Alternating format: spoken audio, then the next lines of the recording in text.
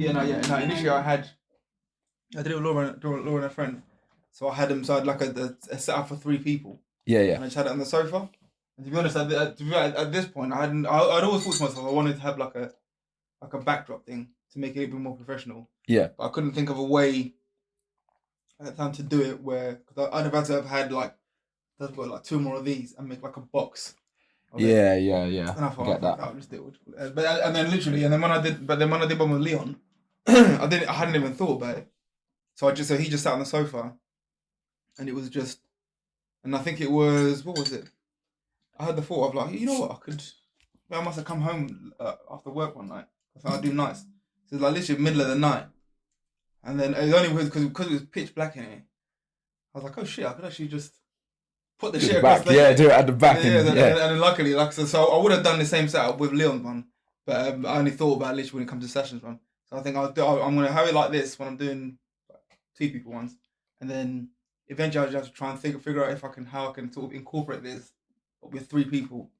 If it's like getting another chair or some shit like that. But I figured, I figured like here, like this, I feel this looks a lot more professional in a sense. Yeah, this is good. And it's good. I like the setup. I like the setup for sure. So it's not too bad, man.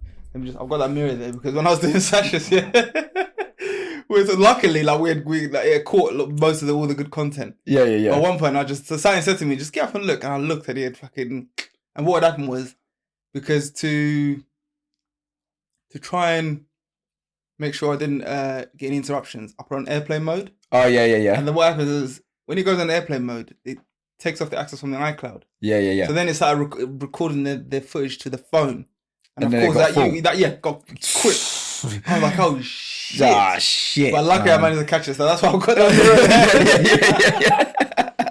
So I was thinking to myself, and I think because you want it to be genuine. Yeah. And then if you have the genuine conversation but you ain't recorded it, to try and recreate that is just it won't be genuine anymore. It's gone at that point. Yeah. But yes, I'm like, I'm gonna get this. I was gonna say, so did you have to start again then? Well, this is the thing, like I said, we were so just lucky that and in fact I think Sasha said I need to go to the toilet. Luckily it was that actually, I think that's what it was. He went and I was like, let me just get up and look. Yeah. So I was like, oh shit. And I looked and I think it had only, I think we've been talking for about 45 minutes and it had got about 30 minutes of it. But luckily the last 15 minutes is just nonsense. Yeah. But yes, I was lucky. But again, I think it's that thing of when you're doing these things, you start to learn and understand. Like these are the little sort of little hiccups that you sort of start have to sort of prepare for. Yeah, and for sure. Like even there, and then at one point, the battery was like running low. Luckily, it was coming towards the end of the episode. Yeah. Like oh shit! So now I've got a power bank. So that shit doesn't cut out. Yeah, that's and good. It was that's just, good. Yeah, it was. Mate, you're prepped now. That's the main thing, though, right? It's alright, man. It's all a learning game. It's all a learning game, isn't it? How you been anyway, bro? Yeah, man. All good. All good. How about you? I'm all good, man. I'm all good. How did the call go? Yeah, it went really well. Yeah? So now I'm meeting them on Thursday in Hertfordshire. So nice one. Yeah, it's all good. It's all good. Before like we get into like what you're doing now, like so disclaimer, the job you had before, she was in the armed forces. So how did you go from being a soldier to I'm selling houses? Because it's safe to say like those two environments are wildly different. Like it's literally, and I remember, and it's interesting because I remember having a conversation with you when you were still in the armed forces. Yeah. Like, and again, it wasn't too much of the course you was away quite most of the time, but it was very much. I don't know. It was like, again, it's different because we've known each other for such a long time. Yeah. So it was always a case of I'm talking to Terrell and not necessarily the soldier at the time, but I can see there was a difference in the sense of your day-to-day sort of ongoing whilst you're in the armed forces to now shift to now that you're selling houses. Yeah. like take us through that point in the sense of firstly, what made you sort of think to yourself, you know what, let me change where I'm going. And then what then led you into sort of real estate? Yeah, so I mean, as you probably know, before the army, I was a little bit lost, a little bit crazy, a little bit silly. Like I was just not really. I didn't really know who I was. Is the best way to put it. But then, obviously, joining the army, It instilled that discipline in you. They put you into like a routine. You're very regimented, and it really like helps you find who you are. And I kind of just realized that I'm really good at just being me and being able to be around people and just, you know, like I have some sort of energy where people just gravitate towards. Absolutely, like, so it just became like one of them things where when I was in the army, I kind of just said to myself, like, it's time to do something different. Right, The discipline was great, but I then started to realize as well that I didn't want to be controlled anymore. Right. If you know what I mean? I wanted to kind of be in control of what I want to do and my daily routine. And because because in even my little short space time at the camp, it was very much, because I don't know about you guys, but there was a board. And it was tell you this, you're doing this, you're doing this. So you'd literally, you'd look at that board, and it was, and I remember it was weird because when it came to, just the first week, when it came to sort of you had your own free time, I didn't know what to do. I was like, do you know what I mean? It was one of those, so I can understand what you're saying in the sense of being told what to do. Oh, facts. Like, honestly, when we had time off, I'd be happy for the first, like, say if we got like 2 weeks leave. Yeah. First 4 days, happy as hell. I'm like, I can do what I want. Woo, let's do this, right? And then after the 5th day, I'd be like, I need to be told what to do. Like, I need someone to tell me what to do because I don't know what I'm doing. So half the time, I was just looking at like at the time when I was going back to my mum's house, I'd just look at her and be like, is there anything you need me to do? Like, because I don't know what to do right now. So that was something that was hard to adjust to. Like, but. Yeah, I think once I realized that I just didn't want to be controlled anymore and I wanted to be in control of what I do, I just needed to find something that I could transition into. And I feel like obviously starting your own business, you need to have like a vision, you need to have a goal, and you need that discipline and consistency. And I felt like being in the military really helped me get to that point where I had all of these kind of traits and kind of things put in place so that when I did go for my own business and start it, like it made it it was easy for me to transition into that.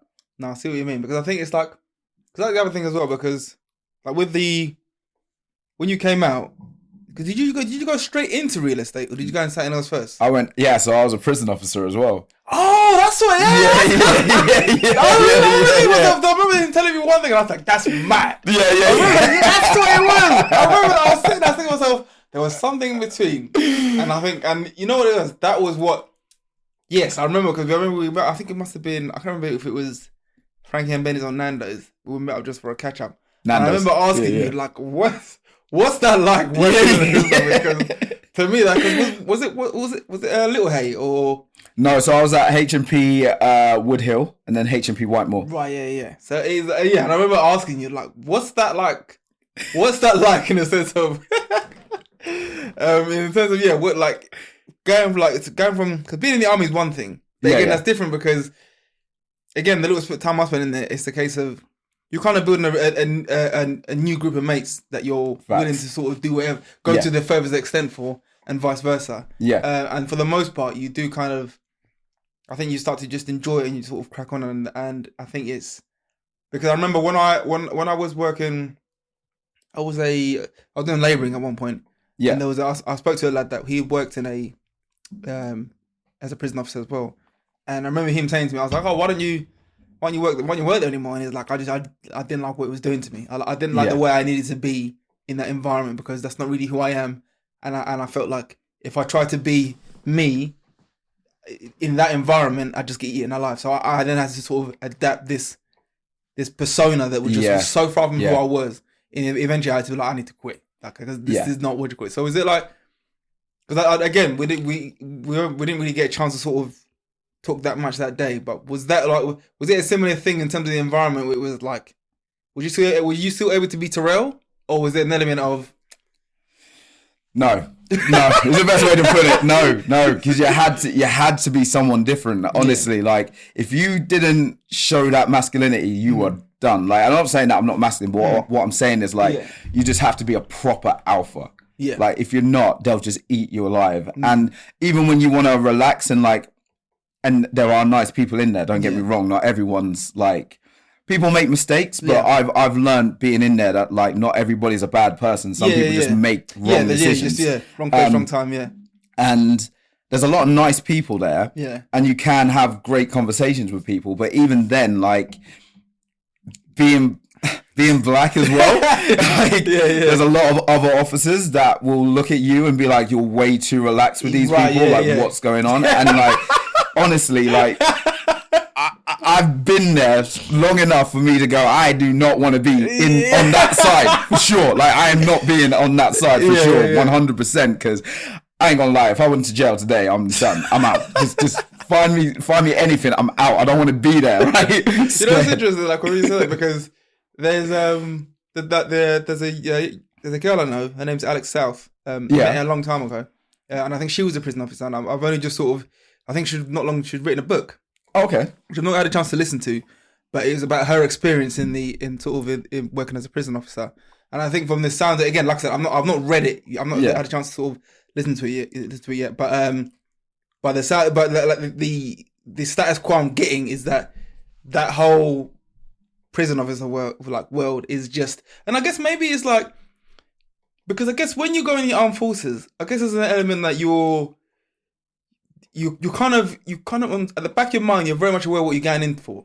Yeah. Whereas, and again, you kind of understand, even though you can't fully comprehend it, you understand that you're going from civilian to soldier. You understand that I'm going into a different mindset, and I kind of need to adapt. And again, you're there for such a long time that you almost kind of you're able to go between the two sort of mindsets, because you're kind of able to, one, you only have to, when you come back from leave, you're only there for a little bit, then you go back into it. So you're almost like once a soldier, always a soldier sort of thing. But I guess when you're working as a prison officer and you're going home at the end of the day, I guess it's difficult to kind of to go from I need to be to then go home and be like, hey, how you doing? Do you know what I mean? So it's and I guess again, like as you said, I think if you are, there's the sort of the idea is that, of course, if you're in prison, you've done something really, really bad. Yeah. So to some extent, you're more likely going to be considered a bad person than not, sort of thing. But then, of course, when you start speaking to these people and you're like, oh, wait, you're not actually, do you know what I mean? You just made a terrible mistake. So a lot of people, that's the one thing that I always say. Like, I'll go home after work with my ex-partner and I'd talk about these people and she was like, they're just scum of the earth. And you're like, yo, you need to relax, number one. Like, chill. Like, but she doesn't get, like, because you're not in the environment and you don't see him day to day. Yeah. Because when you see him day to day, you realize, actually, that was the one mistake. Because 90% of the time, they ain't doing this stuff out in the streets. Like, that was like a one-time thing. It happened. Don't get me wrong. There's a lot of freaking serial killers out there. There's a lot of serial killers out there. There's a lot of repeated offenders as well. But like, there's some people that literally they just made one mistake that one time and they're in there for life. I've heard that. I think I can't remember what podcast it was on, but the guy said most of the people in jail are not like these stone cold killers. They're just people that made one mistake. Yep. And even if people that are in for murder, it was an accident. Most of the time it was an accident. They're like, oh shit, I didn't realize that. You know what I mean? And it's just, a lot of times it's just like people making bad decisions, like momentary relapse and sort of judgment, and then they end up in that situation, and then they're like, you know, it's not like in the film where everybody is just some hardcore criminal.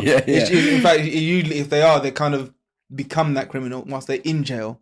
Yeah, and then but initially it's not as black and white as it's just a bad person. They've finally been caught and they're in the place with other bad people. Yeah. But it was like. Sorry.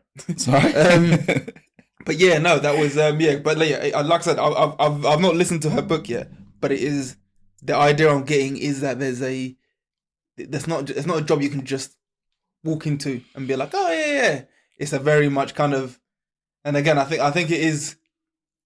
I think it must be, like I said, it must be difficult to kind of still be in civilian world, but at the same time, you're in an environment where it's. I don't know. I think anytime you're in an environment when it's always there's an us and a them. Yeah. Then and again, as you said, when you are just sort of chatting to people, because at the end of the day they are people, and then you're I don't know what you call it.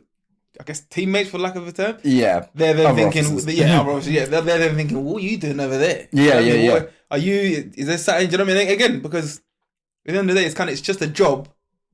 But then again, it's kind of not. It's it's a bit. I can only imagine. Like, it's not a job I really want to get into. It's a different world in there. Like the amount of times I used to go into the prison, and you be in this environment, and then you finish work, and then you come out, and it's just dead silent because it is loud in a prison. Like everyone's screaming. Really? Because they've been locked up for what? Yeah, true. 12 hours, and then they come out, and everyone's like, yo. It's just mental. Like everything's going crazy. Yeah.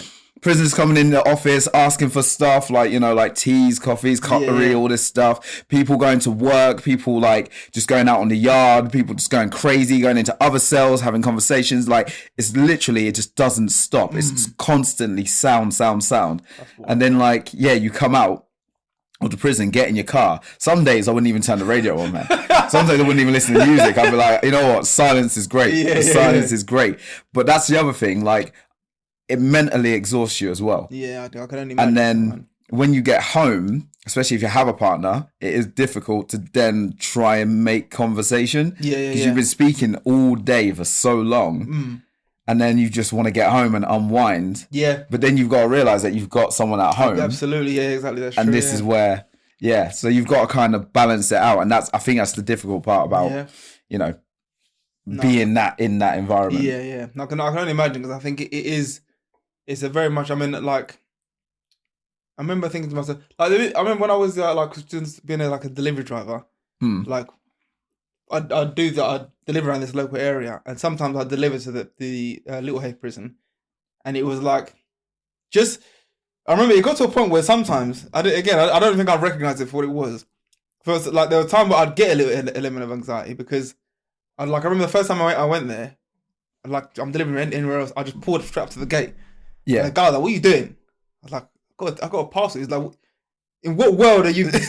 And he was so in his head, he was thinking, are you some sort of an idiot? He couldn't even explain to me that, park over there, you idiot. Because it was cause in his head, he's thinking to himself, again, he's a prison officer, so in his head, he's thinking, right now, you're creating a security risk. Yeah. Blocking up the gate, you're causing a problem right now. What are you doing? But I was like, oh, fair enough. And it was like a whole, I remember one of the times I went there, I don't know what happened. I think someone was either coming out, someone was going in. I don't know what it is. And there's I don't know what it's like where the prison you was at, but there's it was a big massive door. Yeah. They open that one, you go in, they shut that, then there's another one. Yeah. And then there's a security check in the middle, and then they let you through once they've checked you. Yeah. And it was and I must have gone in there. So I've got my parcel, and they don't just do open, give you a part. No. Yeah. Open. I went in there, they shut the door behind me. I'm thinking, and again, I'm black, so I'm thinking, I don't know, this is I'm way too close to any prison now. I don't want to be, I never want to be this close to any prison. Do you know what I mean? I'm just thinking, what if they just say, you're here now? Yeah. So they shut the door, and I'm sitting there.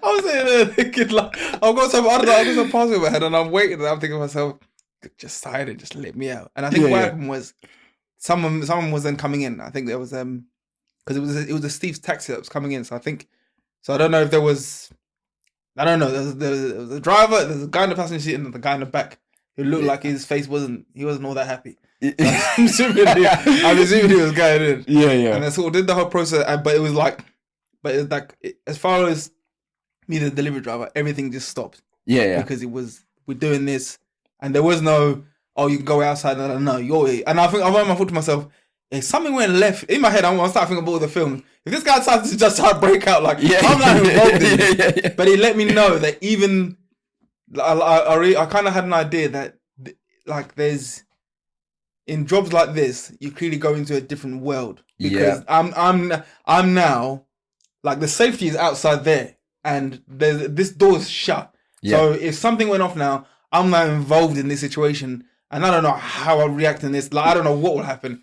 And again, it's one of them things where the first thing I thought to myself was, I remember when I thought to myself, I'll look for other jobs, this and the other.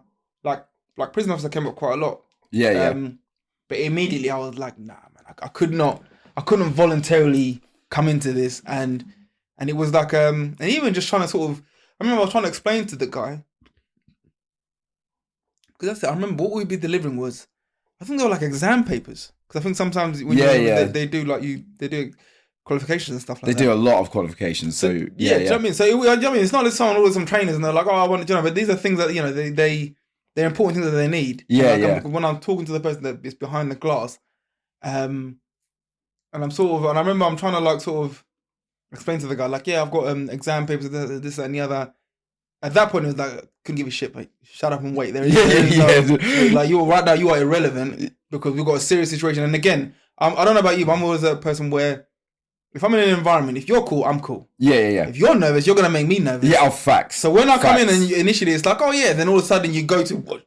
Yeah. I'm like, oh, I don't know what's happening. So yeah, man, I can imagine what is like. I can only imagine what you mean when you say it's mentally exhausting. Yeah, going in that environment, and then trying to go home and being like, "Oh, you alright, babe? How you doing?" Blah blah blah. Yeah. It can only be a bit mad. So like because now, sorry to cut you off. No, you're fine. But like now, even still, like I have to sit behind a wall if we go out into a restaurant or anything. I have to have the wall behind me, and I need to know every exit area. I need to see them as well. Okay. If anything goes wrong, I just need to know how to get the hell out. Do you know what I mean? Yeah. Because it was one of them things where when you're in the prison, always have your back to the wall if you're like just standing around. Never be like, never have a gap behind you. Yeah. Just in case, because you never know. Jesus Christ. And yeah, prisoners are just going. Like you're seeing them everywhere. Really? And you got to consider there's 4 officers. Where I was, there's 4 officers on the wing to 120 prisoners.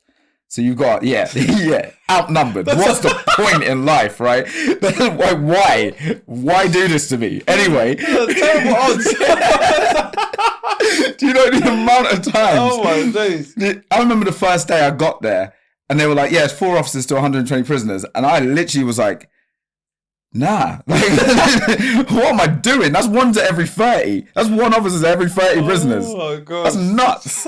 That's an asshole for that. Yeah. And it's even and the funny parts about it is like when people have problems on the wing as well, and you'll be like opening one cell door. So like you all get allocated like a wing basically, and you get like your floors. So I'm always on like the 2nd floor, for example. Yeah. And you'll unlock like door 1, 2, 3, 4, and then door 4 will fight door 2. So now you're like, then you have to like lock everyone back up. Then you have to say, right, don't open 2 and 4. So then you open 1, 3, 5, 6, 7. Number 7 is best friends with number 2, and number 5 is best friends with 4. All of a sudden they're fighting. You're like, oh Jesus Christ! So you gotta lock them up. Then you're like, don't open 2, 4, 5, and 7, and then you're just thinking. But then sometimes you'll forget that 5 and 7 like are meant to be locked up, and you'll just unlock them, and they'll just come back out and start fighting again. You're like, oh my Lord! Like it's just it's a nightmare. So sometimes it can take like an hour just to get everyone out. Really? Yeah.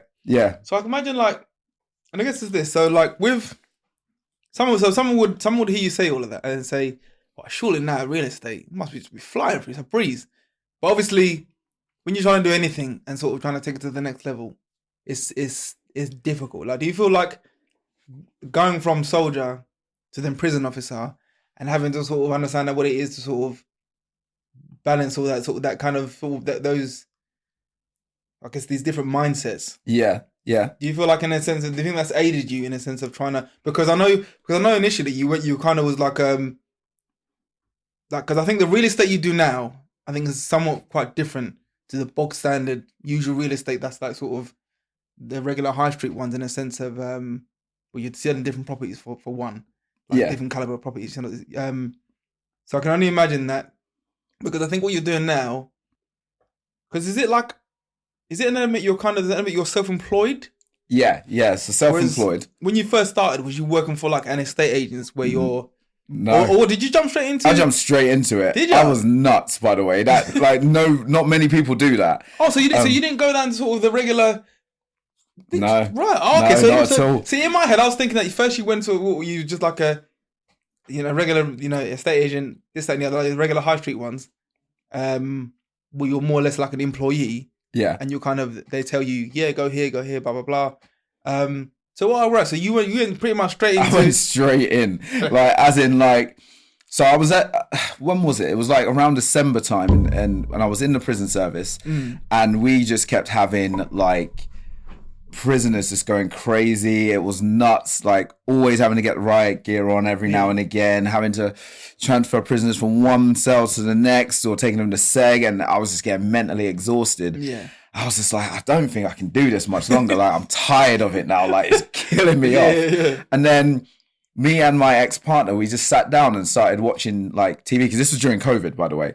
Right. So okay. there was a lot more watching TV because there was not much else to do. So yeah, I was watching a TV show called $1 Million List in New York. Yes, I know. And I was just fascinated. Like I literally watched season 1 to season 9 Is that the one with that guy? Ryan Serhan. That's the guy. Yeah. So it was his energy that got me into it. Right, yeah. Because I watched that guy. I know you're talking about. Literally, like, love everything that he was doing, and I was mimicking him, like, even just at the prison, like, just not really, like, obviously selling anything. There was nothing to freaking sell, but like, there was just his mindset, like, made my mindset like work, and it all just worked together. And I think the discipline that I had from the army and the mentality that I had from the prison service, and you know, putting everything together helped me realize that like there was obviously more out there. Yeah. And I could do it. So I actually originally, what was it? I went to Sharman Quinney. Have you ever heard of Sharman Quinney? So I went to Sharman Quinney and had a job interview there. And obviously I've been watching $1 Million List in New York. These commissions are nuts. Yeah. Like, oh, you can sell like a £10 million house and make 100 grand. So I'm like, what? Like, this is my life. You know what I mean? This is what I want. So yeah, I went to Sharman Quinney and had the interview. And she was like, what do you expect to make in your first year? And I was like, oh, I'm definitely going to be aiming for like the 50s, maybe the 60K just to get going. Like, and then we'll work from that. Yeah. And she was like laughing. I was like, what the hell are you laughing at? And then she said, you'll be lucky to make 18 grand in your first year. Yeah. And I literally looked at her and went, I'm sorry, what? Like 18 grand, that's it.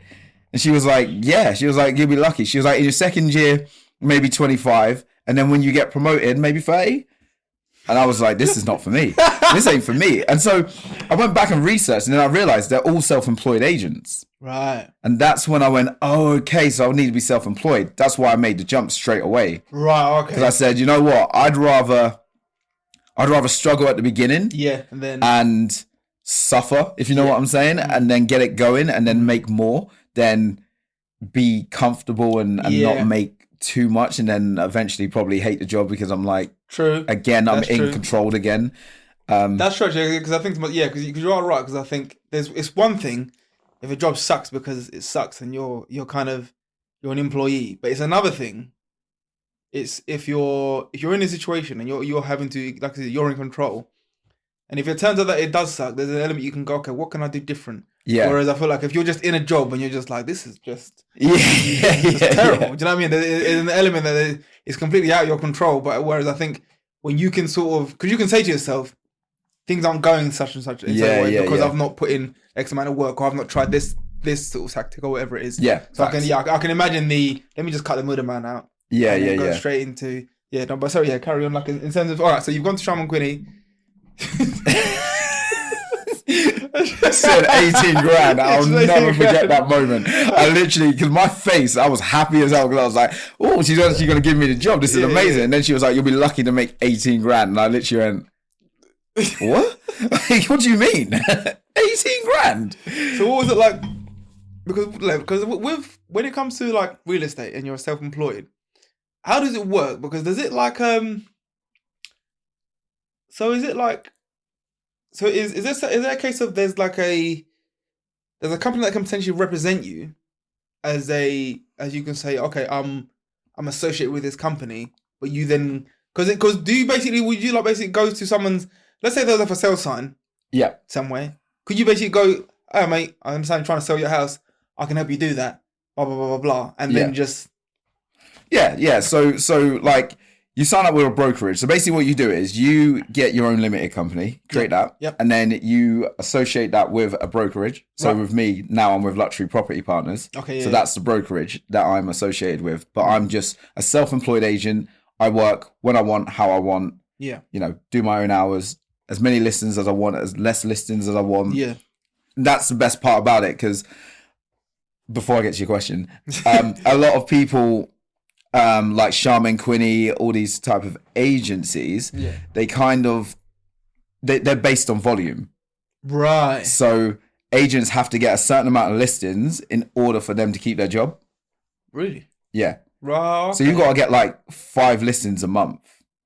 So the problem with that is that they don't really value your needs. That is more about them. Yeah, exactly. So when it comes to your house, they're more likely to value it more. So you will go with them, and then they'll work you down. Right. Do you know what I mean? That's how they do it. Because if you see it on Rightmove, Zoopla, you'll see a lot of houses just get reduced all the time until they hit a certain number that they know the house is going to sell. Yeah. So yeah, that's another thing that really threw me off as well, because I kind of got that gist from that interview as well, where it was like, you need to get this, otherwise, you know, you're at risk of losing your job. Whereas with the self-employed role, it's take on as many listens as you want, be able to control it, and price it right so it sells. Because the incentive there is, for me, is that you're going to pay me, right? Yeah. To get your house sold. But I don't get paid unless I sell the house. Yeah, exactly. So I need to price it correct. Exactly. In order for me to, you know, be successful in that.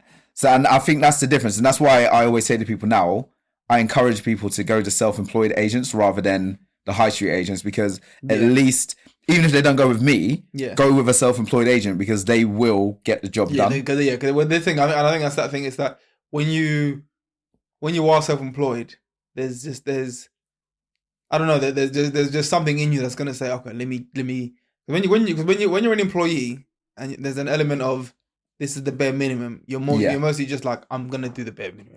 Because all you're trying to do is make sure you don't get fired and that you do get paid. But when you're self-employed, there's an element of, one, you're always wondering whether you've done enough.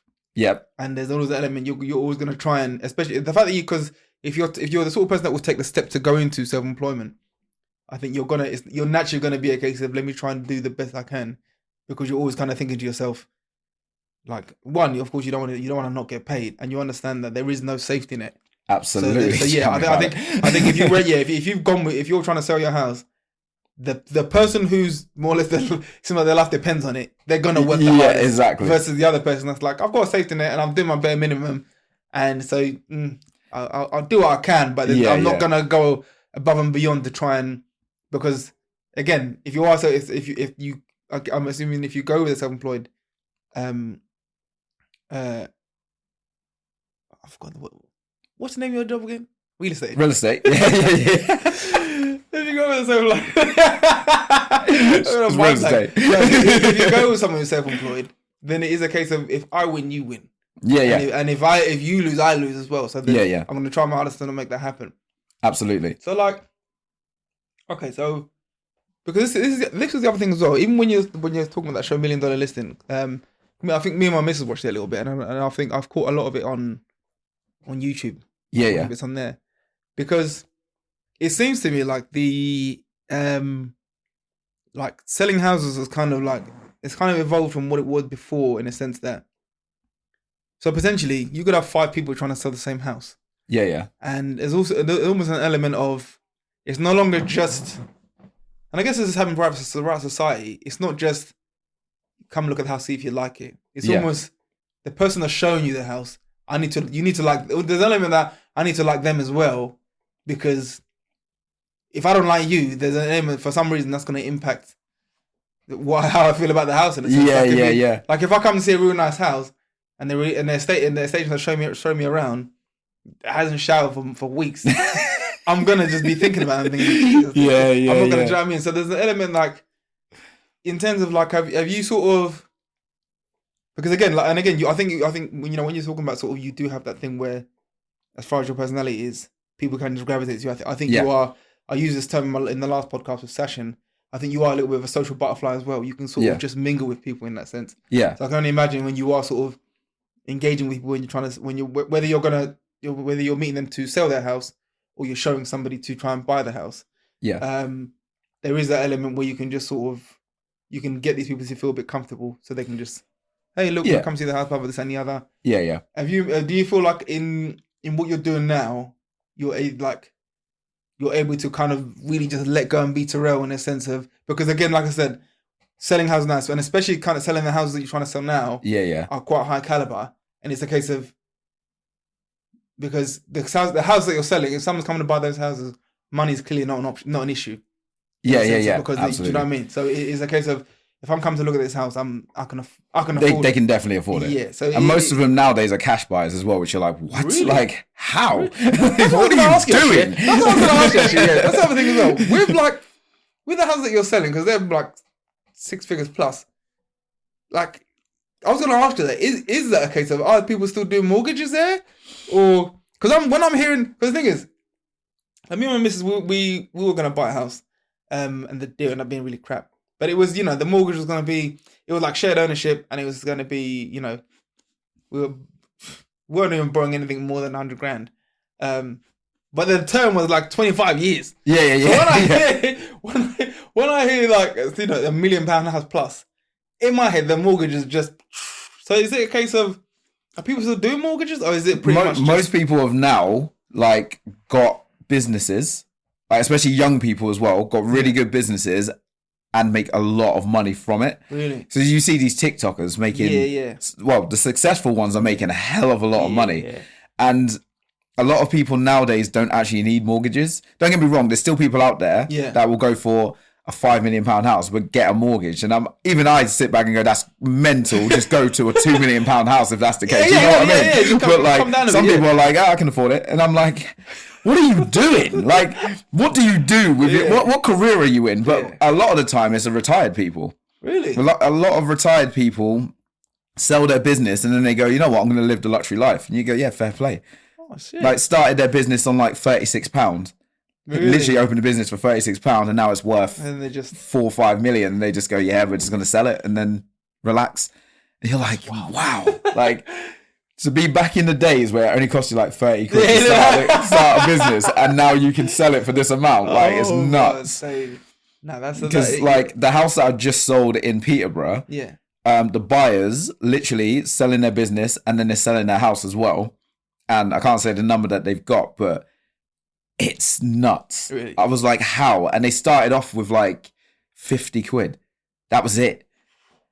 Because I think the other thing as well, like, because in terms of where you mainly just operate around, like, only like this area. No, the whole UK. Really? UK, yeah. So we've got like, so we're a really small group. So you'll see a lot of self-employed companies. The first one that I started off with, for example, will get as many people as they can because they'll charge a monthly subscription. Oh, okay. So the more money they get in, the more money they make, obviously. So the more agents they get, the more money they make. Whereas the one that I'm with now, very focused on making the agent the person. So they don't worry about that until you make your first sale. Yeah, absolutely.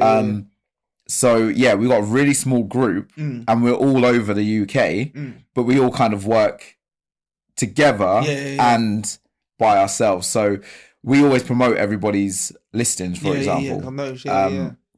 So for example, say if you got a listing today, you would arrange an agent day and we would go to that listing and all the agents will get their content there, get it all out to their social medias as well as you know everybody else's, and it literally, that's the main goal for us, is to make your property famous, because that's the goal, because the more people that see it, the more likely you are to find that buyer. Yeah, true. And especially in the market that we're in now, it's a tough market. You need to just promote the property as much as possible. And you need it to be as like on the eyes of everybody, as many people as you possibly can.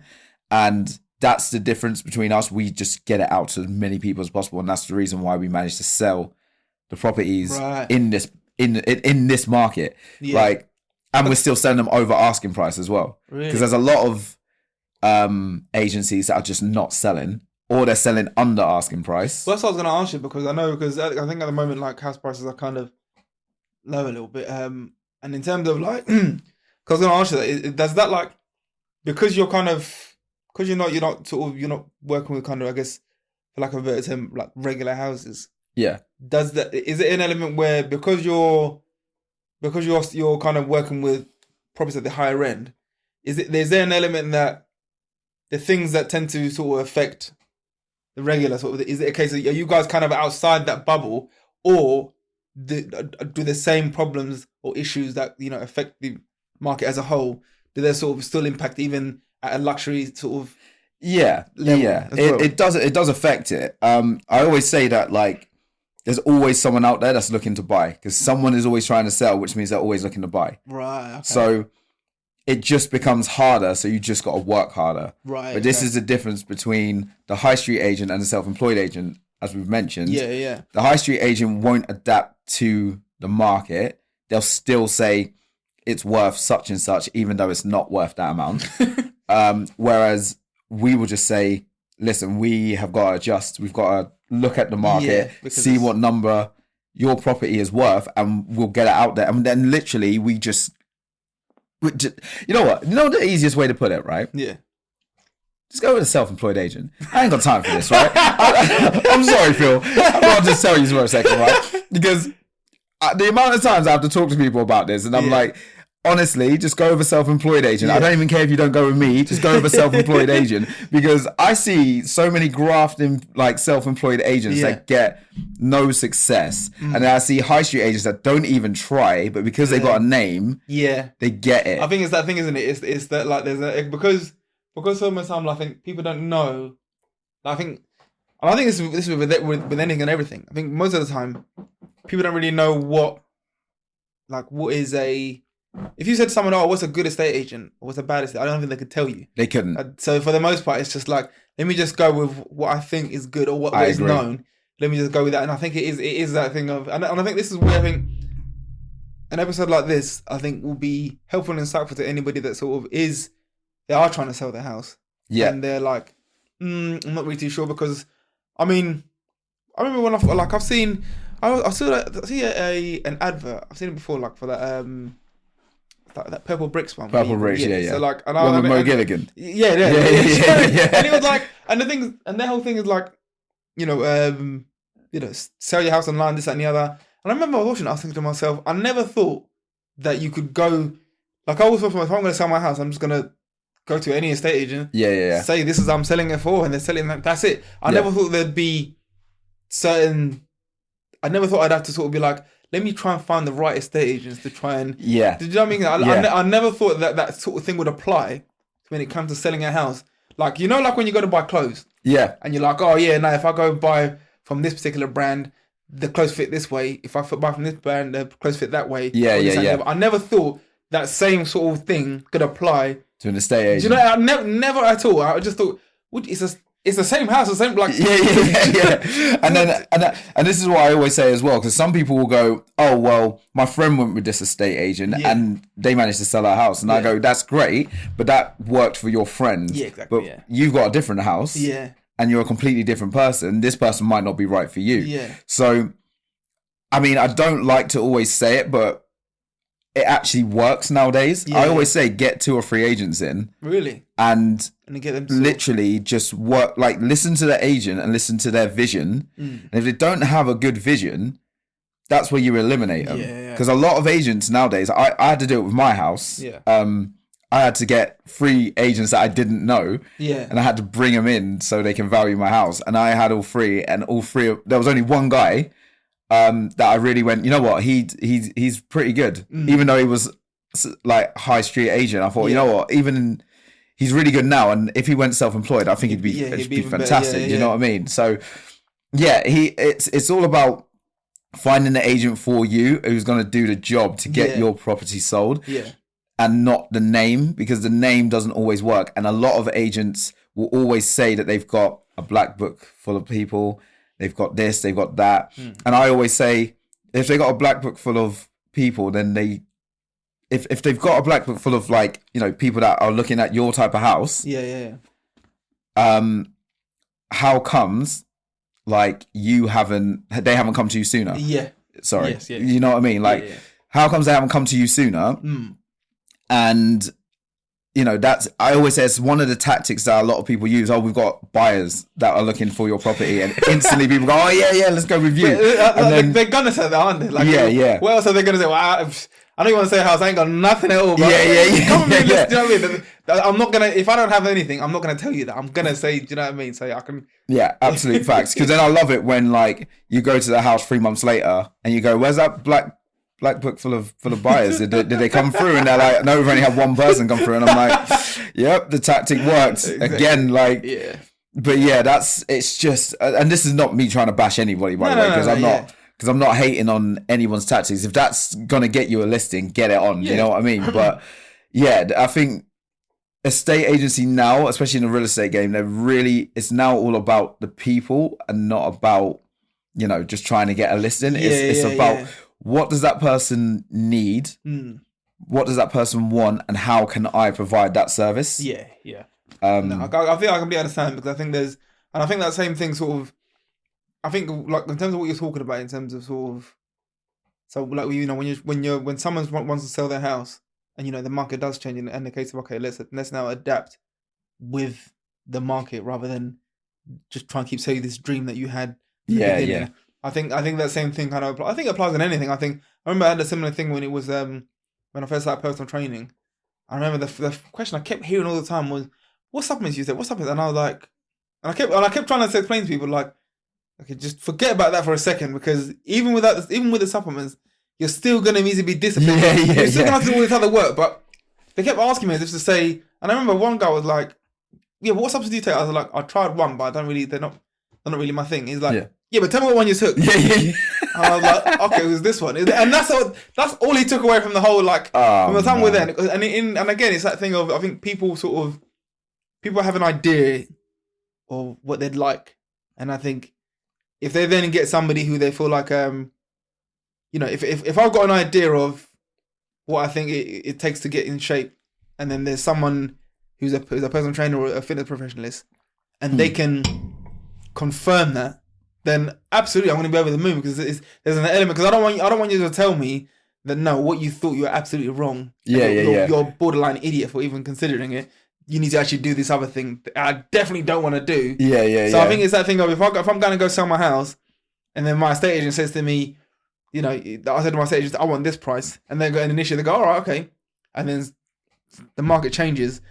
The last thing I want them to come and tell me is, we have to come a bit lower. If there's another estate agent that's going to say to me, no, mate, keep it the same, don't worry about it. Of course I'm going to go with them, because that's what I want to hear. And especially if you're the estate agent, it's almost like I want to believe that. But again, it's a case of there's hearing what you want and what's actually reality, what's actually going to take place. And reality is, if we don't adapt with the market, you're not going to sell your house. So there's an element of, what's the goal here? Do you want to just blow smoke up your ass, or do you want me to sell your house? And that's the issue that I think a lot of self-employed agents have now, is because once a high street agent goes in with a high number, really hard to adjust to that number that it's actually going to sell for. No, I can only imagine, as you said, especially if it's, because it's almost as if like because they have that name, it's almost a case of, because they're backed by the high street name. If they say something, it kind of like almost makes it a fact that if then the self-employed one says, even if they might be more right, and they go, I'm not sure about that, I can only imagine you kind of then have to do sort of damage control in the sense of trying to sort of bring that person back down to sort of, no, this is where you kind of really need to be. In a sense. But it's even like some self-employed agents will panic when they're in like a market appraisal. They'll panic and they'll go back to their old roots. Just to get a listing. I've seen a lot of self-employed agents with listings for months. Really? That's what I was going to ask. How long does it actually, in reality, if I try to sell my house, how long is it going to take? Like, in terms of, so if I put my house up in January, what's the reality of it? And I say whatever price it is I'd like. Let's say it's not on the low end, not on the really high end, just reasonable. Like, in reality, how long is it really going to take me to sell it? Like, so the aim is to get it done within 27 days, 30 days. But realistically, it varies on house to house. To be honest, it can vary on house to house. It's all about how you present your house as well. If there's not a lot of work to do, your house is obviously more attractive. Therefore, you get more people in, sells quicker. Yeah. If your house needs work, or if people are not really looking for a project home, it does take a lot of convincing. Yeah. It takes a lot of convincing. I'd say on the high end market.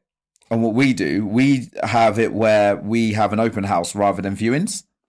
Oh, okay. That's where most people can just come and just have a look. Yeah. Right. So we create a competitive environment. Yeah, because if you know Susie's coming and look at it as well. Yeah. Thinking, I don't want to do that. Yeah, that's true. Exactly. So what we do is pit people against each other. Oh yeah, that's the best way to do it. It's the best way. Honestly, you literally have it on the market for like 21 days, 27 days, whatever it is. Yeah. That weekend, have the open house, invite everyone there. Literally, the first thing I do is I always look for the most emotional person. So if someone walks in and goes, "Oh my God, this house," I'm like, that's the person I'm going to first. Because I know that means like they're going to be, if they're into the house and they're really showing it, I'm like, right, he's going to be the one to put the offer in. So then I can walk around to everybody else that's like, yeah, I really like it, I want it. I can go, great, got an offer already. So, you know what I mean? So that's me. I'd do like, if there's some people in the kitchen or whatever it is, I'll just be shouting shit that people so people can hear. All right, man, I'll get the paperwork. So, that's what I thought I was going to be like, you know. When I first started, I thought I was going to be like, so you put in an offer. Great. Did everybody hear that? Right, you. Like, so do you want one too? Oh, look, now he put in an offer. Then you just like them freaking, what are they? Like 23, 24, 25, 25.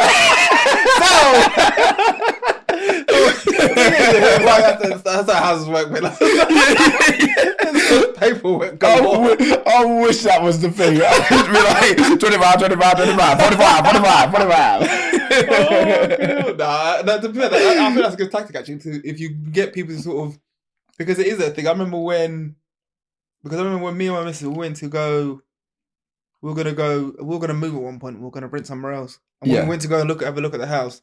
Yeah, it was quite a nice house to be fair. When we came to look, there were some people that I remember thinking to myself, this guy must have a big family. And like, none of you don't look alike, but it was other people that also had just finished looking at the house. Oh, okay. And so naturally, immediately, and it was one of them things. It was like, it was a pretty good tactic because I'm one of them people. Like, I'm not really that I'm not an emotional person in the sense of if I really like something, I'm gonna be like, oh, I have to get it, sort of thing. Yeah. Unless it's food. But but as soon as we left, it seemed to me like the logical thing to do was to contact the estate agents as we're on the way home and tell them we want it. Yeah. Like in my head, I was like, well, if we don't, the other guy's going to do it. So it's one of them things where, so I think that, to be fair, I think that is a good, and again, I think it also sort of, it weeds out any time wasters because facts. If someone is gonna, and I think even for the people that are trying to buy, even for them, if they go there and they're like, so and so wants, they can see other people are interested in it. If they're still like, meh, it will let them know, you know what, I'm not actually that into this house. Let me just what you call it. But I think if somebody else was on the fence and they do see that other people would do it, because I think it's that thing of if you feel like you have time, you feel like you won't be worried about it. But if you understand on some level that the pressure is on that somebody else wants to get it, it will kind of let them know as well. Like, you know what, actually, I do actually really want this house, and I'm going to find out just how much I really do want it. Yeah. Let me now act, because I think sometimes if people feel like they don't have to, then they won't, because in their head they're like, it's there. And you know what's even worse as well? Like, some of the houses are like an hour and a half away. So imagine driving an hour and a half for someone to come in and go, nah, it's not for me. You just sat there like, you know what I mean? You're like, mate, like it's a waste. That's the thing. It's a waste of everyone's time, isn't it? Exactly. So it's always good to like have it on one day. Yeah. Have everybody in that area. Let everyone see that other people are interested. Yeah. And boom, you can just keep driving that price up. Yeah, that's true. Because all you need is that first offer.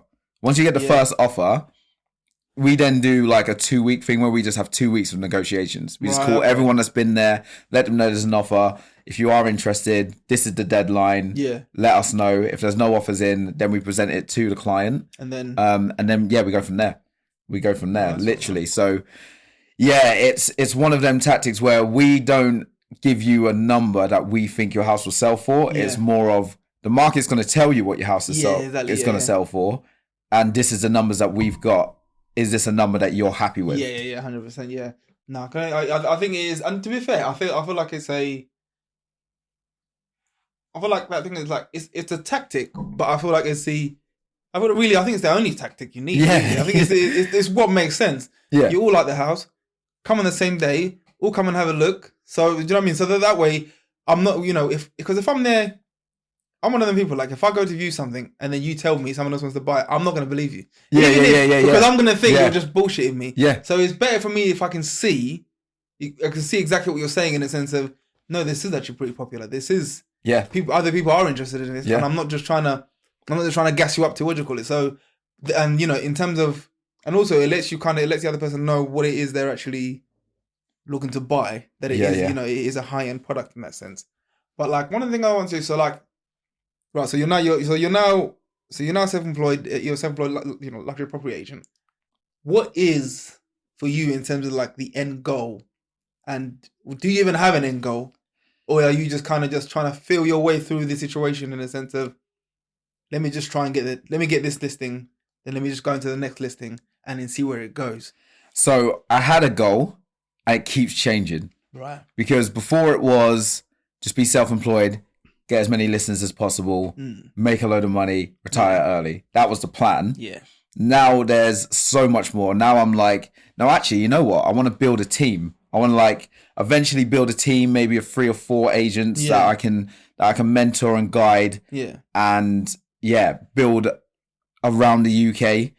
Mm-hmm. There's so much. I want to like, just take over realistically. Yeah. But because the thing is, I think at the beginning as well. Sorry to cut you off. No, but at the beginning as well, I wanted to just be in competition with everyone as well. Right. I wanted to be that guy who was like, no, it's just me and I just want to win. Whereas now I've looked at a lot of things and I actually like to give advice out and like to mentor people as well. I think I want to go down that route as well. Well, this is the thing I was going to say. Nowadays, because of the internet, because of like social media and stuff like that, you can make so many things from one thing. So, for example, you could be a real estate agent, and there's the selling of the houses, but then you can also make a revenue from filming the content in terms of showing the place on because I remember, what is it? I think there's that couple called Matt and Summer. Matt and Summer, so they're part of Luxury Property Partners. Yes, because I remember I saw an audio, and I saw because I remember for a while in terms of like sort of. I'm one of the people. I love looking at houses. Yeah. Especially houses I can't afford. I will watch them all day, bro. Do you know what I mean? So like, I remember like that for like a couple of years ago. I was like, just if you went on my YouTube, it's just Matt and Summer. Yeah. Like I was watching them all because there's the element of like, you can make money from selling the house itself. Then you can make money from just showing the house around, just showing the house, like building a channel around that. And then, as you said, there's now mentoring, because sometimes it's a case of, as you said, sort of this advice that you're giving people in the sense of go with a self-employed agents and things like that. Not everybody knows these things, so you can always sort of, like I said, you can make like a success out of so many different ways from just this one thing. So I can understand what you mean when you say the goal keeps changing. But I can only imagine every time you do one thing, and then it is successful, then you're like, oh wait, I can do this, and that as well. So it's the element. I can only imagine. Yes, I can see what you're saying when you're saying like the goal does keep changing in a sense. It's tough as well because you always have like that tunnel vision of this is what I'm gonna do. Yeah. And then when you realise, that's not what the only thing I want to do, you kind of go, no, now I've got to change it up again, and then it's an adjustment. But like, I actually love it now. Like now when like I get a new goal, I'm like, actually, no, this is great. Like, because now I'm opening the doors. Yeah, exactly. And the thing is with the Luxury Home Show as well, the Luxury Home Show literally started from Matt and Summer getting their own phone, knocking on someone's door and just saying, can I film your home? That was it. And now they've got, over 500,000 subscribers. Their videos keep getting like millions upon millions of views. And they're really successful now. Like, but that's the thing, their goal wasn't that at the beginning. Yeah. And now all of a sudden they've got this platform that's absolutely killing the game. Because even that sort of showing off a house in a sense. Again, in my head, because the thing is, like in my head, it's a case of like the way Matt and Summer show, the way they show off a property.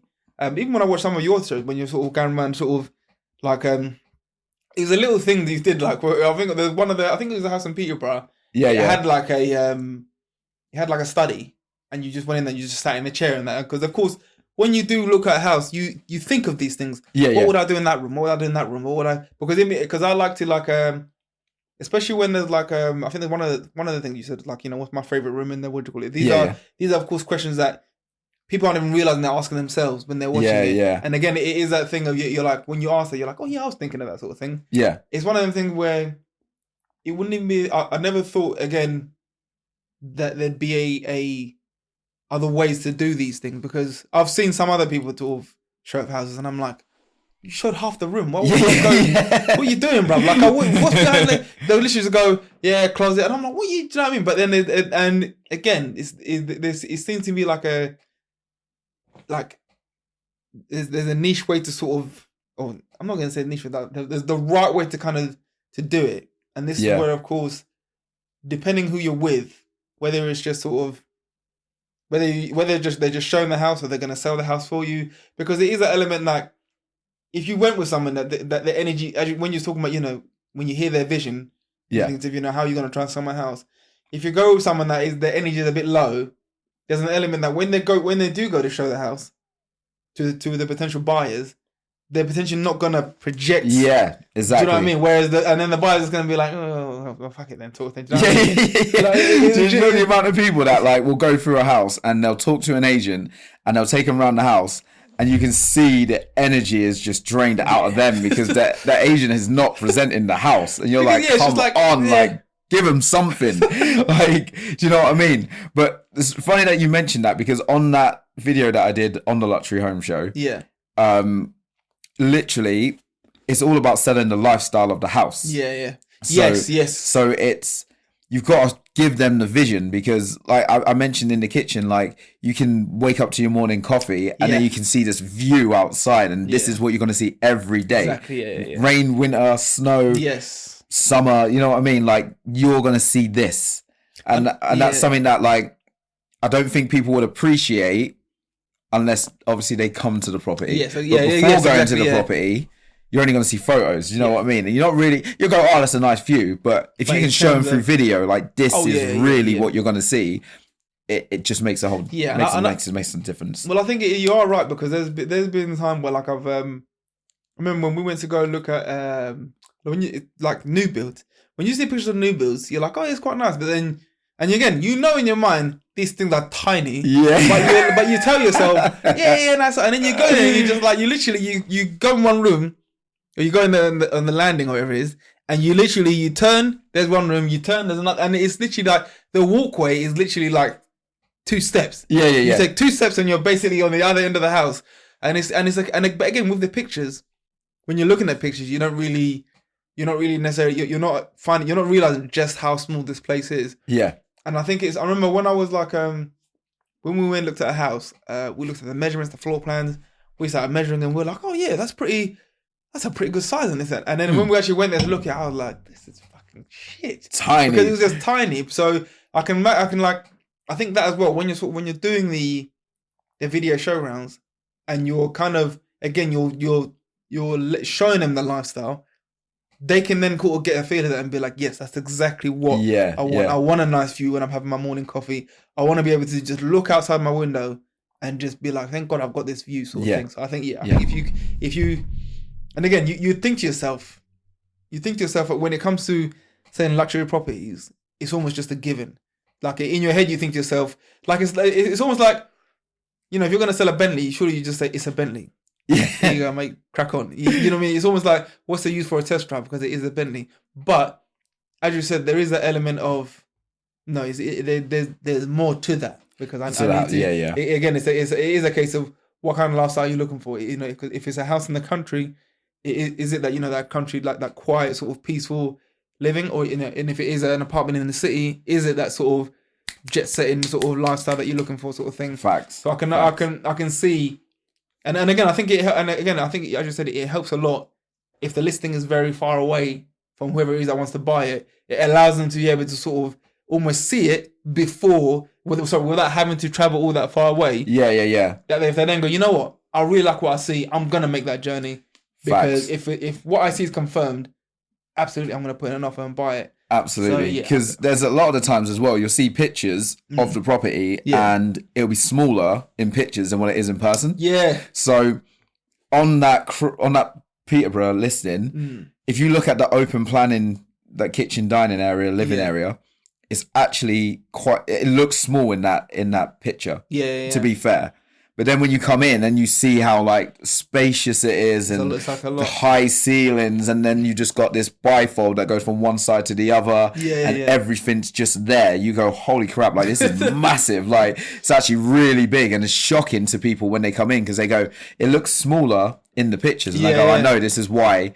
Like, we did the video, and this is why we always say come to the property and see it in person. Yeah, because it's interesting because like I've seen some houses where they've took the picture, but they've just taken the picture just of the house. Yeah. And they've not got none of the driveway in, and I think to myself, and some like the one house that's quite close to here, and I'm like, that if they took a picture of the whole drive, that would sell it more because it looks as if it's in a cramped area. It's just sort of you've just taken that picture of that. So there's an element that there's, and again, these are the things that these are the factors that go into sort of selling a house to somebody, because of course, because a lot of the times, if I've seen when I look at houses, my first thing is to be like, okay, if I was to, because the thing is as well, like when I feel like when you're gonna go buy a house, especially if you're at a point where like you have whatever money to buy whatever house, there's that element of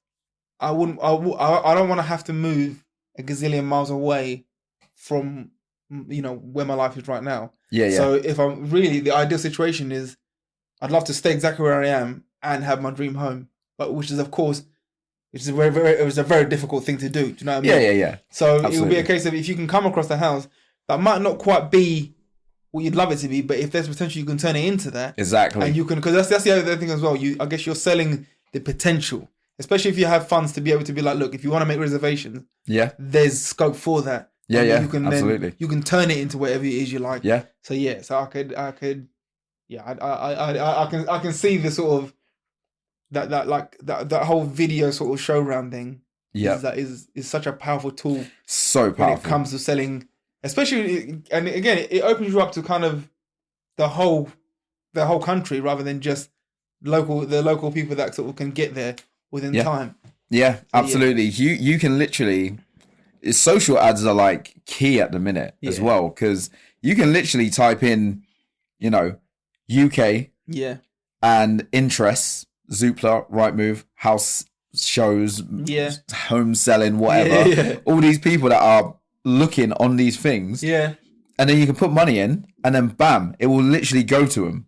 So you can literally put your property on social media, and it will go to people that are looking on Rightmove, looking on Zoopla, looking at house selling or estate agencies or whatever. Like, it will literally.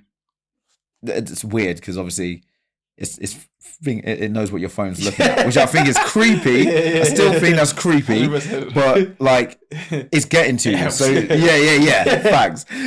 And that's another way that we find a lot of home sellers as well. Because a lot of home sellers will see us through social media and they'll go, oh, like, you're doing something different. My agent's not doing that. Yeah. Like, what do you do? Like, talk to me. Do you know what I mean? You know, it's interesting, because the way the world is, sort of changing, there's going to be an element that eventually the high street companies are going to have to sort of start to adapt to the way that the self-employed estate agents are moving in terms of using social media and things like that, because of course that's where the world is at now. There's like, as the new generation comes up, they're going to be people that have grown up on social media, so that's where they're going to go to try and find whatever they need, sort of thing. Absolutely, facts. Rather than going into the high street or this or the other. Yeah. So I think there's an element of, I think it is good that sort of you guys are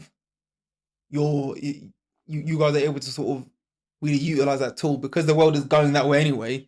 Eventually, these other companies that the name, and the thing is by the time, and again, if these companies don't work quickly, by the time they do make that transition, if you guys have kind of stayed on point, you guys will be social media will be the equivalent to the high street now, rather than Yeah, you know what I mean? yeah. So it'll be a case of you guys will be the known name on social media, because I've noticed, I said this to you when we sort of talk about doing the episode.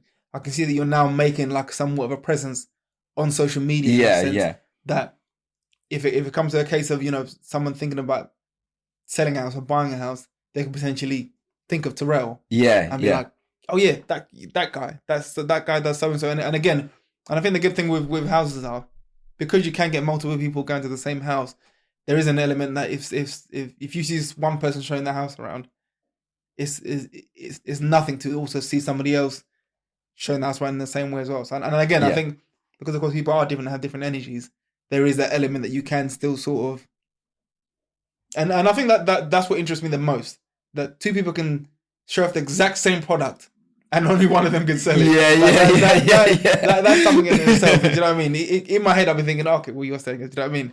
Because I wouldn't have thought there's any more I could say that you can't say. Yeah. But nah, man, I think it's honestly, like as I said, bro, I can't wait to see sort of where you take it to, in a sense of like in terms of the mentorship, in terms of sort of trying to get the, you know, I just said $10 million listing. And again, and the fact that, like I said, you skip that middleman of, let me not be the employee, let me just go straight to working for myself, and just utilizing all those different mindsets you have to be in, from the army to working in the prison office, and just sort of utilizing them in the best way to be able to sort of really sort of make this thing flourish.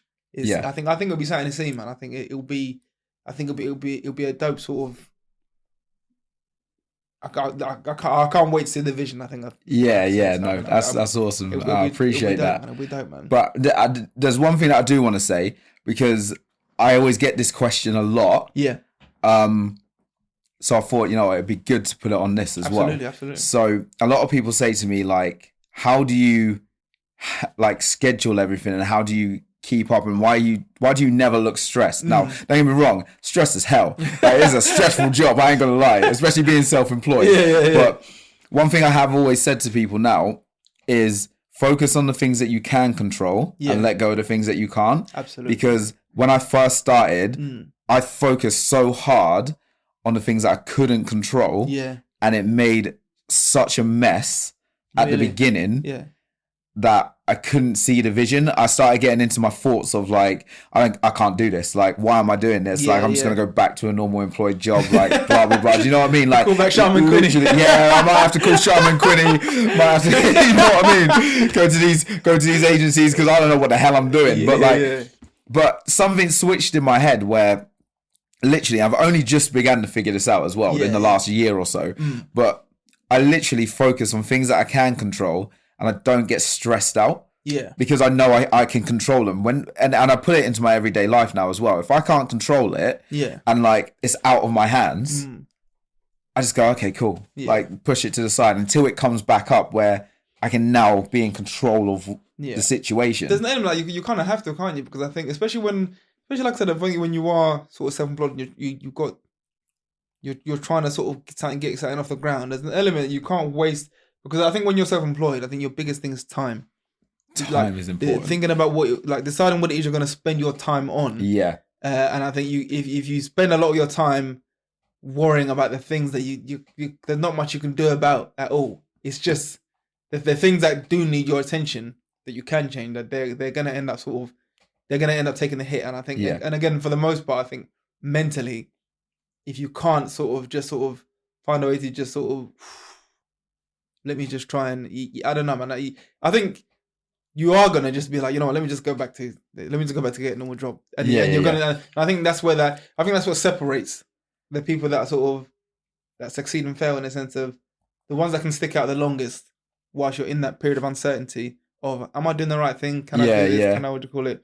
And I think this is where because that safety net starts looking, my comfy, bro. You start thinking, and again, I think that is where, I think if you can get past that bit and of like wanting that safety net, I think that's where you really sort of just flourish. Yeah. Because I've got to tell you about the first time the money went out of my account when I started the self-employed. So you know, your monthly bills when you're like employed. You're like, yeah, it goes out, and then I just get whatever I want.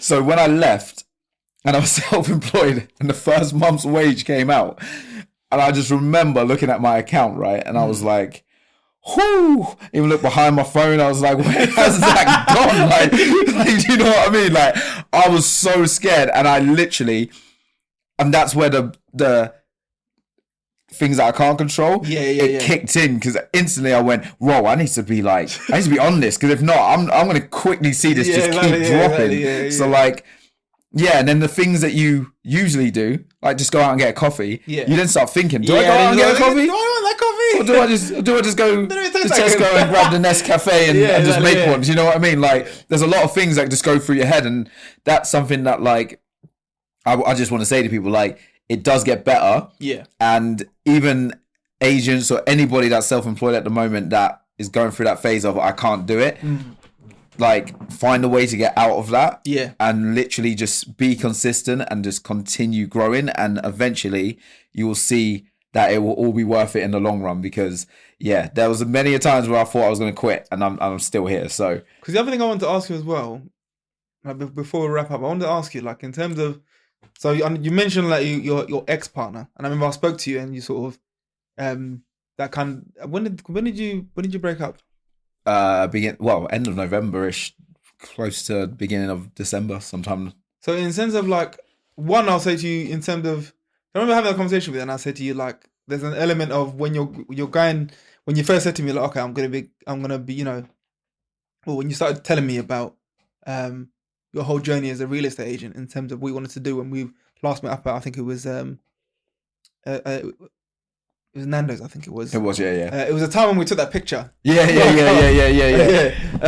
And I remember saying to you, like, there's going to be an element of, this is going to be really tough when you're trying to sort of get this going, and it will be a testament for your relationship if it can survive that, because there's going to, especially if she's just like, oh no, just get a job and let's just kind of do this thing, because, and I remember saying to you, like, if you go down the route of, because if you go down the route of, okay, let's go get married, let's go have kids and the other, that it's gonna put a strain on you, in a sense of, okay, because you're gonna have to start making sacrifices. Yeah. At the very least, it's gonna prolong what it is you're trying to do, because you're gonna, other things will have to sort of go on the back burner a little bit.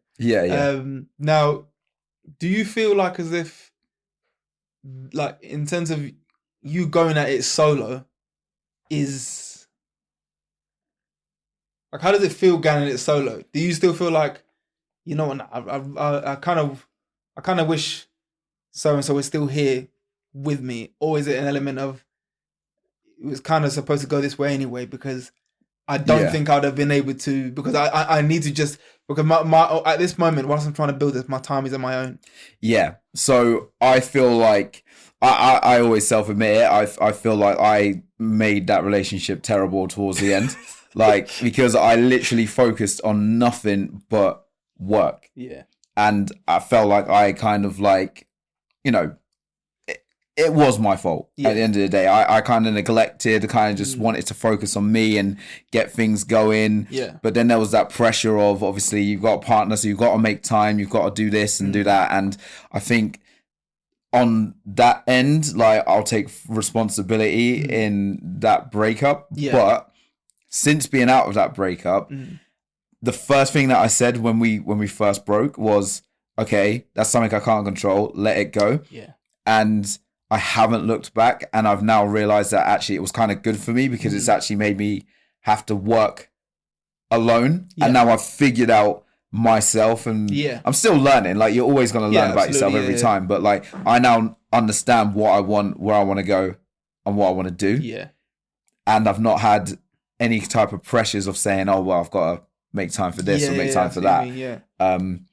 I think I know what you mean, because sometimes there's an element of, like, where, like, who I need to be right now is not ideal for a relationship. Like, who I need to be to make this thing go, to get this thing off the ground, is not conducive to a healthy relationship, because I'm like, if we're going on a date, or if we arrange a date, and I get a call for a listing, I'm gonna have I'm answering the call. I'm sorry, like, do you know what I mean? So there's an element that, like, there is, I can't, there's an element almost like, it doesn't make sense for me. You're gonna have to kind of accept that for now. You're gonna be second, or we're gonna have to kind of just, because I think otherwise it's just gonna sort of it will just spiral into something else. And I think I could imagine while you're in your head, you're thinking to yourself, it was probably the right thing. It was the right thing to do, and you haven't looked back. Not in the sense of any animosity towards your ex-partner, but just in the sense of this is what makes sense right now. Yeah, absolutely. Yeah. And I think I started having them thoughts a year prior. But you know, we've got a house together. Yeah, I've been with this person for like 9 years. Yeah, like it's hard to just go, you know what, let's just sack it off. Yeah, like exactly. Yeah. You've really got to think it through, because like we're at that point where we're about to hit the 10-year mark, and like because this is where now you'd be like, okay, we're gonna get married. Yeah, we're gonna have married, get kids. Like we're gonna go and do this thing. So yeah, you really gotta. It was a process that I had to really go through, but I think last summer, that's I knew where it was fading. Yeah, but have you like since then? Have you just sort of, as far as relationships go, are they completely on the back burner? No. Or is there an element of, you know, I might meet somebody is there a case you might meet somebody like in a like, I guess to lack of a better term, like, are you looking for your summer in terms of man summer, or is there a case, you know what, if it comes, it comes, otherwise, or is this one of them things that you kind of put in a category of it's gonna come or it isn't? It's not something I can control. I'm in that situation where I'm like, right, slow processes, right? So currently I'm dating someone now. Yeah. And we're in a slow process. Yeah. Like it's working out really well because like we're both self-employed. Yes. And she has her own business. Right. So she understands the elements of, you know, when there's time to work and when there's time to socialize. Yes. So we're both very well, at the moment we're really good at the moment because we can schedule that in. Yep. And schedule it around. Whereas like so we're in a slow process right now, but I am currently dating. Yeah. No, that makes sense. I think if the other person's also, because they'll understand the sacrifice that needs to be made. Absolutely. And they won't take them personal. So when you do say I got to cancel, they're going to be like, I understand. Yeah. Because I'm going to cancel on you. Exactly. So I think we've done it already. We've done it to each other already. Like she'll be like, oh, I've got an appointment, and I'll be like, that's fine. And then there's times where I'm like, oh, like I've got to go to a market appraisal, and she's like, that's cool. Like, I think again, sometimes you sort of, I'll say that, like I think sometimes you kind of need that sort of, I think there's some spirit in your life you need convenience rather than sort of, because again, I think it's great to have that sort of, that, you know, that genuine, fiery, you know, exciting love or whatever it is. But I think when you are trying to sort of, when you are self-employed and you're trying to and you've got a vision that you're trying to build. Yeah. I think as far as relationships go, I think you do need convenience. And I think the best convenience you can get is someone who's also trying to do that. That way, in a sense of when you can both sort of get to a point of where like you built your thing, whatever you're doing, then you can both be like, okay, let's now sort of. But again, there's a mutual understanding of, I'm trying to do something, you're trying to do something. Let's make it easier for each other, because we know how hard it's going to be, you know what I mean? Just even separately. I think it works as well for us because she's been doing it for 10 years now. So she's pretty established now. She's got her clientele. She's got. Is she in the same? Is she in real estate? No. So she's a hairdresser, but she has like her own like salon in her back garden, and you know she's doing really well. Like high ends salon as well. I was like, whoa, what is this? Like, I didn't expect this. Like, you know what I mean? But like so she's like gone through the process, especially when it was the start off. So she's very supportive in that sense, where she's like, listen, I know that you're going to be stressed out, and then know that there's going to be times where I need to be there for you, but not like put pressure on you. Yes. And I think that works for me because I'm one of them guys like if I'm stressed out and then you're adding more pressure, I just don't know what to do with myself. I just sit around and then just like, you know what I mean? I just need you to leave me alone. Whereas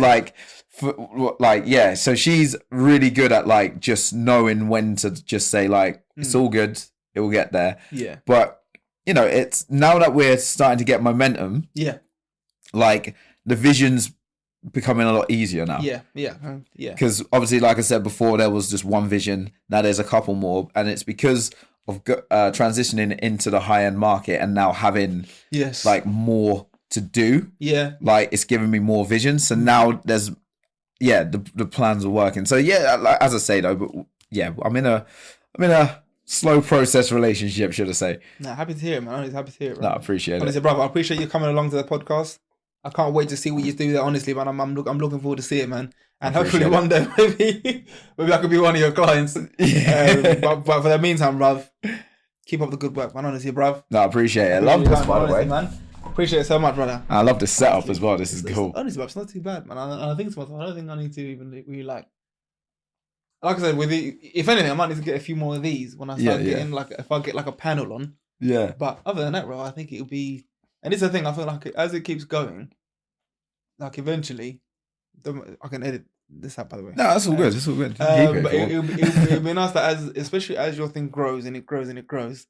I'd love to come one day, especially if you've got like let's say when you've got like a listing, you're really like intrigued about, or if you get to a point where it is, it might be a listing that you're really excited about, one that you've been able to sell, or one that you're really looking to sell, whatever it is.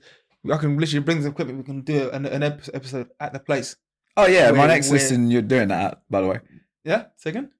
If I get the Hertfordshire one, the 5 million, 10 million pound one, we'll do it there. Bro, 100%, bro. Because I think that would be awesome because it's like with this social media thing, yeah, and the sort of the power from it. It's like I said, it's almost taking this real estate thing to another level in a sense of it's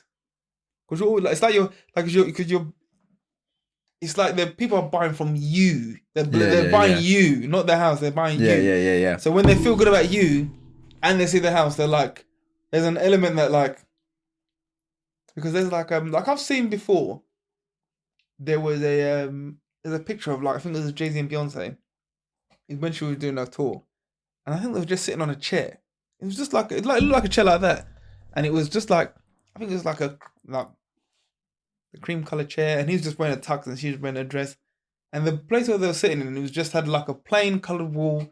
They could have been just sitting in a storage room, but for some reason, when you look at it, you're thinking, yeah, Do you know what I mean? Because you're associating everything around it with that. So there's an element. So when they see you, and they see your personality and the attitude, and they really like the house, immediately they go, yeah, this makes sense, and they associate your personality with the property, and it kind of becomes this whole thing in a sense of because they build up it'll build up this idea in their head of who you are and what you're selling, and it kind of just sort of, I don't know, it just helps. Yeah. And I think it's just, and like I said, I think the more you go, the more you get into it, and the more you do it, like, and the more like confident and just the way you start just to flow into it.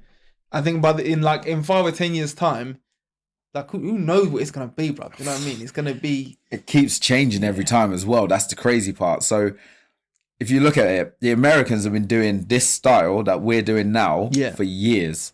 Oh, really? This is all they've been doing. Yeah. Like ever since social media ads happened, ever since like they do open houses, they don't do like private viewings. They do open houses. That's all they do. And then if they find someone there that wants to see it again, that's the only time they do private viewings. Right. They do like social media. Like people now are trying to do social media like the high street agents, but they don't know how to do it. They just put it on. They just put it on Instagram and then expect something to happen, and you're like, that's not the way. Like that's the thing. Like that's you hit the nail on the head, because then you said that they're putting on social media, but they don't know how to do it. So because the thing is, when you put something on social media, you need to have someone with it. You need to have a persona that goes with it. Exactly. And that's what you're looking at social media. That's essentially what because I think that's the thing about with Matt and Tammy when I've watched their videos, there was an element of they were showing you the house. They weren't trying to show off themselves, but at the same time you was able to sort of like, I remember they showed one. Don't tell me it's the Dubai one. No. The Dubai ones are nuts, by the way. It was one that was in London, and the place had been 32 million? Was it recent? No. It was a while back. It was because the thing is, the house, it wasn't a house that you would live in. It was a house that if you had stupid money, you just had it, and if you had a party, you'd like, I'm gonna host it there. It had been some old building that I think it'd been a church. a big like, I church, know what one you're talking about. and it had like sort of like when you went in, you could go down either way. And it just and immediately I thought to myself, if I had some, boy. And the thing is, it was just, and like I said, I've watched things before where I watched people show houses before, and you can see they're trying to do a gimmick and they're being over the top. And there's an element like what they're saying about the house. You write this down and you don't believe it. Yeah. Whereas with Matt Simon, they're like, this is the house, blah blah blah, blah blah blah, da da da. And it was that they just showed the house, and it wasn't. So for people who just have an interest in houses, that was perfect. And in the sense of, I know that if I want to get a detailed look of a property where they can say it's this, it's that, I can get the idea of it. I can watch one of their videos, and it would just make sense. Facts. Whereas I've seen some, and like I said, because there was time where I watched 3 different videos of the same house, and I felt completely differently and about all of it. And I think it was only because I'd already seen, and there's an element I'd always seen the more detailed one first, so that kind of. But I thought to myself, if I'd watched this last one first, I would have been like, yeah. I'm not even gonna bother. Yeah, but yeah, man, I think it is. Yeah, I think the like I say, I think if and the thing is, because as you said in the UK, it's like it's still quite new. Yeah, if you can kind of be one of the pioneers that are driving that like I said, when in 5 or 10 years time, you've continued and you've kind of solidified that you're full on presence on social media when it comes to selling houses in the UK, luxury properties, my add. I think it will be it'd be something special, man. Probably. Yeah, 100%. There's people out there doing it, and there's a lot of successful people out there doing it. Yeah. But there's still everyone's still learning. Like it is brand new here, so like people are still learning. So there's still people adapting, learning new things. Yeah. So, but once we nail it, like the whole entire UK industry will change. Yes, and it will be like so fucking good. But there'll be so much competition. You'll be like, all right, I've got to step it up again, then again and again. But I think that's where you're right in a sense of if you can get to a point where you're able to sort of create a team, then there's an element that you can kind of almost control the competition in the sense of you could hire the next so and so before they become competition. Does that make sense? Facts. And I think because the goal is to get good estate agents and sell people's houses. So, and if I can make it so that if I hire you, if I'm successful, you're successful, then why not? Yeah. Rather than be going toe to toe with everybody. I think it is that thing. I think, and like I said, and again, I think for anyone that's starting out, I think if you have someone like yourself who's able to sort of let me give you this advice so you can avoid these little potholes or these negative sort of spaces that your head will definitely go to when you're sort of starting this thing out. And again, in 5 or 10 years time, it won't be an estate agent starting out then. It's not going to be the same for them as for yourself when you're starting out now. Yeah. Or before when you started out. So there is an element that, I think, I think if you, like I said, I think if you keep going with this, it will be something real special, man. And I think, I said, I think so far you're on the right track in the sense of, like I said, creating that presence on social media in a sense of that you can be the black version of this Ryan, what's his face? Right. So, but really, in reality, it will be the first Terrell Kilpatrick. Yeah. Do you know what I mean? Yeah. But yeah, man, man, it'll be dope, man. It's crazy. Like it is crazy, literally watching his TV show and then joining his course. Yes. Becoming a member. Yeah.